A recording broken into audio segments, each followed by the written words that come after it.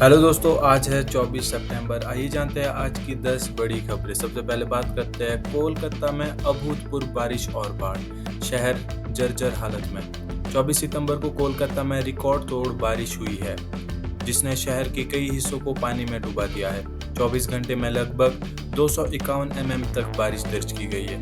यह 1988 के बाद की सबसे भारी बारिश कही जा रही है। तेज बारिश के कारण कई इलाकों में सड़कें जलमग्न हो गई है, विद्युत आपूर्ति बाधित हो गई है, लोकल ट्रेन तथा मेट्रो सेवाएं प्रभावित रही। कई जगहों पर पंडाल और दुर्गा मूर्तियां भी प्रभावित हुई, क्योंकि यह बारिश दुर्गा पूजा से ठीक पहले आई।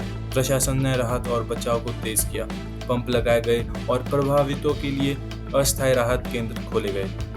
मृत्यु के कुछ मामले भी बिजली का करंट और कुछ डूबने की बात सामने आई है। स्थानीय लोग और विशेषज्ञ शहर की ड्रेनेज व्यवस्था पर सवाल उठा रहे हैं। वे कहते हैं कि प्लास्टिक, कचरा और पुराने ड्रेनेज नेटवर्क ने जलमग्नता बढ़ा दी।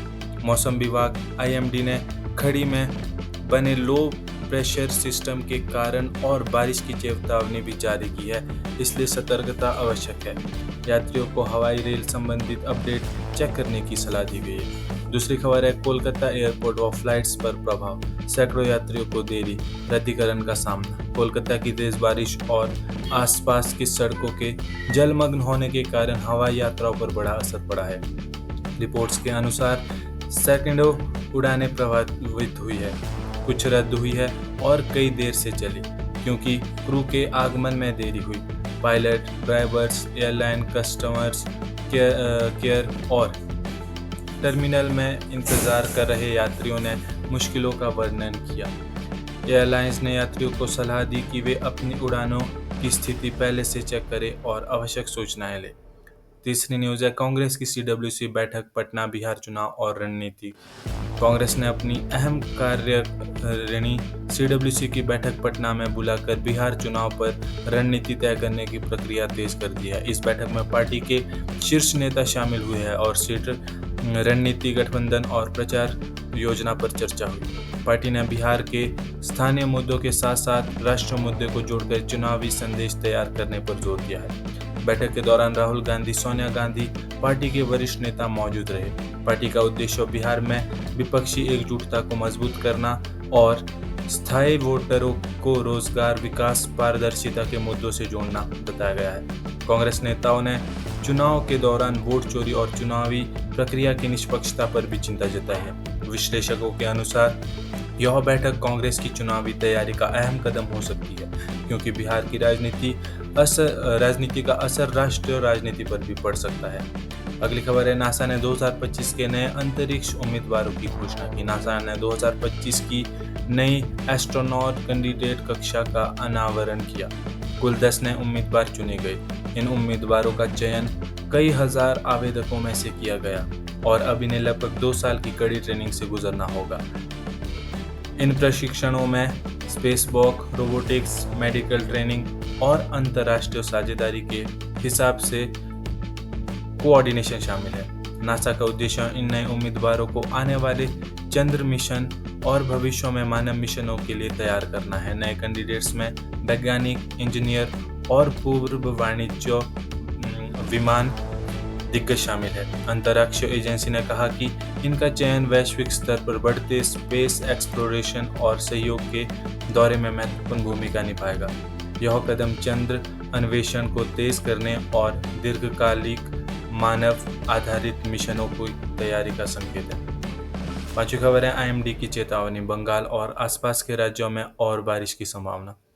मौसम विभाग आईएमडी ने कोलकाता और आसपास के क्षेत्रों के लिए और भारी बारिश की संभावना जताई है। खाड़ी में बने लो प्रेशर सिस्टम के प्रभाव से महाराष्ट्र, उड़ीसा और झारखंड में भी भारी से बहुत भारी बारिश के अलर्ट दिए गए हैं। आईएमडी ने स्थानीय प्रशासन से सतर्क रहने और जल निकासी के प्रबंधन मजबूत करने को कहा है।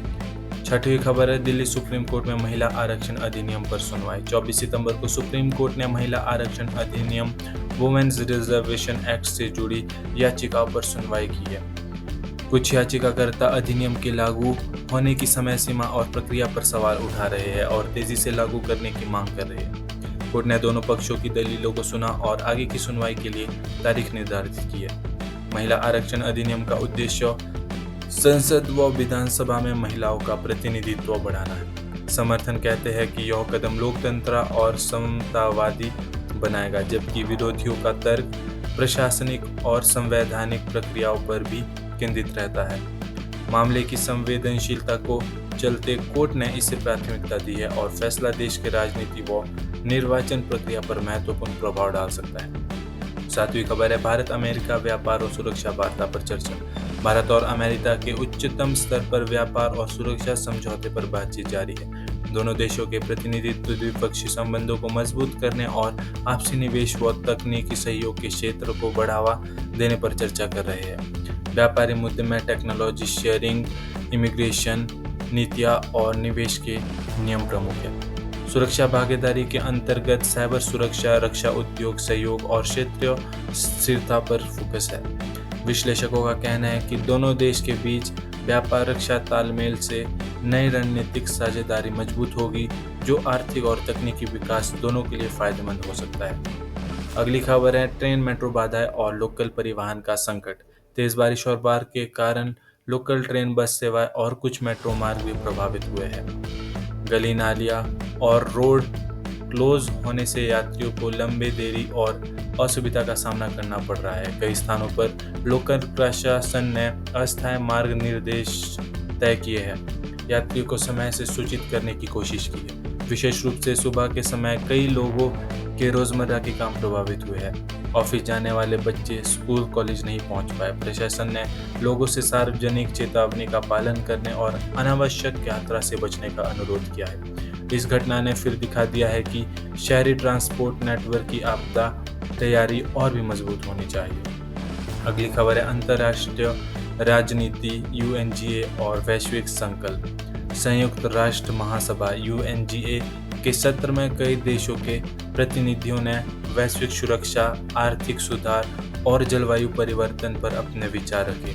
कुछ प्रमुख नेता अंतर्राष्ट्रीय संघर्षों और सुरक्षित आपूर्ति श्रृंखला पर चर्चा कर रहे हैं। विश्व के बड़े मुद्दे पर सहयोग और मतभेद दोनों दिखाई दिए हैं। जहां आर्थिक सुधार और ऊर्जा सुरक्षा पर सहमति बनती दिखी है, वहीं कुछ क्षेत्र में कूटनीति तनाव भी बने हैं। विशेष ध्यान उन योजनाओं पर रहा जो युद्ध प्रभावित देशों के पुनर्निर्माण, खाद्य सुरक्षा, जलवायु उपयोग को आगे बढ़ाती है। यूएनजीए के दौरान होने वाली बैठक से अंतर्राष्ट्रीय नीति और सहयोग में असर पड़ा है। अगली खबर है वर्ल्ड फूड इंडिया 2025 की। नई दिल्ली में आयोजित होने वाला वर्ल्ड फूड इंडिया 2025 सम्मेलन खाद्य सुरक्षा, कृषि निवेश, फूड टेक को प्राथमिकता दी जा रही है। आयोजन में वैश्विक निवेशक, स्टार्टअप्स और नीति निर्माताओं को जोड़ा जाएगा ताकि भारतीय कृषि में वैल्यू एडिशन और निर्यात को बढ़ावा मिले।